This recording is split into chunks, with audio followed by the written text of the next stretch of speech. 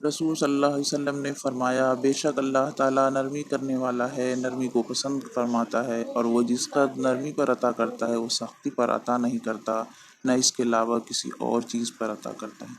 زکوٰۃ کے 8 مستحقین: فقراء، مساکین، عاملین، مؤلفۃ القلوب، غلام کی آزادی، مقروض فی سبیل اللہ اور مسافر۔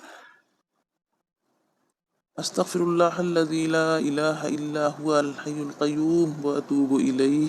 حدیث میں ہے، جو شخص سوتے وقت یہ استغفار 3 مرتبہ پڑھ لے تو اللہ تعالیٰ اس کے تمام گناہ بخش دیں گے، خواہ وہ سمندر کے جھاگ کے برابر ہوں۔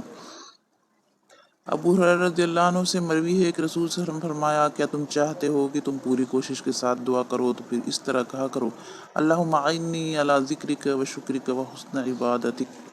گناہوں کی عادت چھڑا میرے مولا، مجھے نیک انسان بنا میرے مولا، جو تجھ کو اور تیرے نبی کو پسند ہے، مجھے ایسا بندہ بنا۔